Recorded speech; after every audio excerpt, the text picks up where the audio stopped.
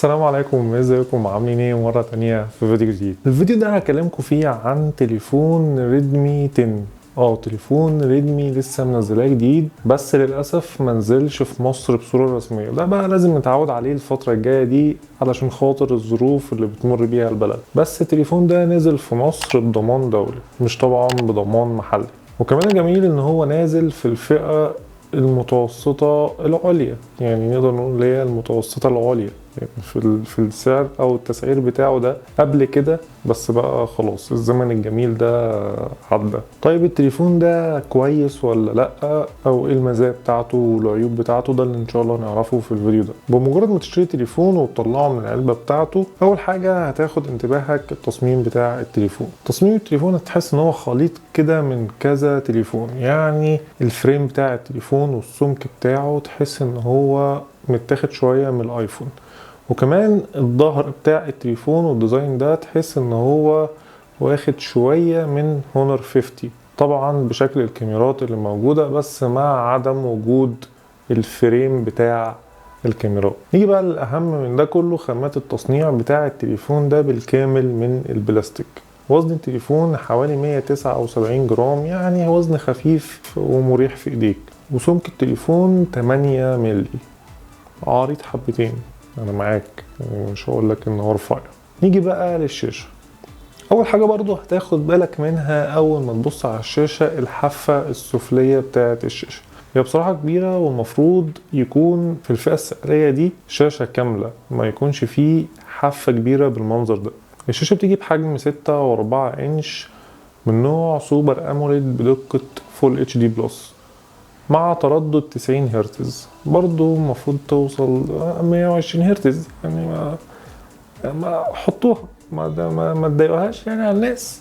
بس بصراحة الشاشة ممتازة، ما فيش فيها اي مشاكل، بس ممكن المشكلة الوحيدة الملحوظة فيها السطوع بتاعها. السطوع بتاعها مش قد كده، بس معقول، مش اللي هو يضايق. طبعا الشاشة محمية بطبقة حماية من كورنينج جوريلا جلاس الجيل الخامس. زائد كمان مجرد ما بتطلعها من العلبة هتلاقي الشاشة عليها سكرين بروتكتور، بس اللي هي الجيلاتين دي او اللي هي البلاستيك. هتحتاج ان انت تجيب لها سكرين بروتكتور، حاجة نظيفة يعني. وبما اننا اتكلمنا عن الشاشة، اذا لازم نتكلم عن الصوت. الصوت في التليفون ده جاي مونو، مش جاي استيريو سبيكر. دي حاجة برضو مش كويسة او عيب في الفئة السعرية دي ان التليفون ده ينزل بيها. يعني المفروض في الفئة السعرية دي التليفون ينزل بسماعات ستيريو سبيكر، بس ده ما يمنعش ان السماعات بتاعة التليفون ممتازة جدا وما فيهاش اي مشاكل. بس طبعا لو كان في ستيريو سبيكر كان هيبقى احسن من كده بكتير. نيجي بقى للاداء. التليفون ده جاي بمعالج من ميديا تك، وهو هيليو جي 99. المعالج ده بتكنولوجيا 6 نانومتر. ده طبعا حاجة ممتازة جدا عشان يوفر لك في الطاقة بتاعة التليفون، وانت بتستخدم التليفون ده كمان للألعاب، يوزع الحرارة بتاعة التليفون، وكمان ما تحسش ان هو سخن معاك بسرعة. معالج محترم، معالج فئة متوسطة عليا، تعتمد عليه في كل حاجة في التليفون، مفهوش اي مشكلة. طبعا مع واجهة ريلمي المحترمة اللي هي ريلمي يو اي 3، ده اللي مبنية على اندرويد 12.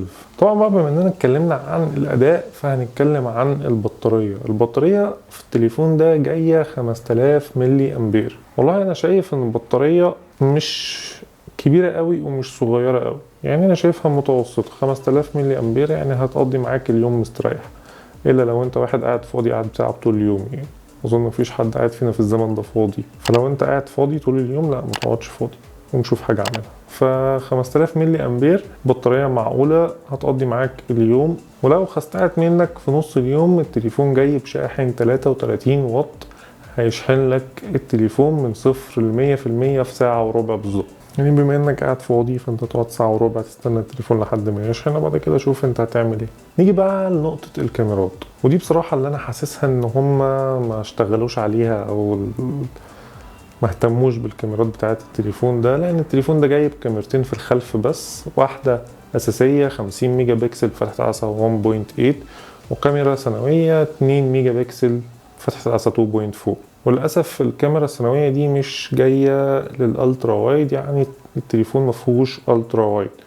في كاميرا اساسيه بس، وهتاخد صور معقوله، يعني مش هتاخد صور وحشه، لا الصور بتاعت التليفون ده معقوله وتقدر تعتمد عليها. بس بقى ما فيهاش تشبع الوان وما فيهاش الشغل اللي انت عارفه ده اللي موجود في التليفونات الفلاج شيب.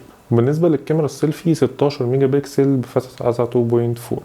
الصور بتاعت الكاميرا السيلفي هتحسها ان هي ملعوب فيها شويه او معمول لها اديت او حاطين فلتر فيها وانت بتصور، يعني هتحس ان انت مجملك شويه، وده بيضايق ان هو الصوره مش جايبها على طبيعتها، مش جايب الالوان بتاعتك مظبوطه، مش جايب بشرتك في الصوره مظبوطه. بس لو بصيت للناحيه التانية ممكن البنات تنبسط بالاوبشن ده علشان خاطر بينعم بقى البشره والكلام اللي انتوا عارفينه ده. طيب بالنسبه لتصوير الفيديو في التليفون ده بيصور لحد 1080 وللاسف مفهوش 4K، وكمان في مايك عازل للضوضاء.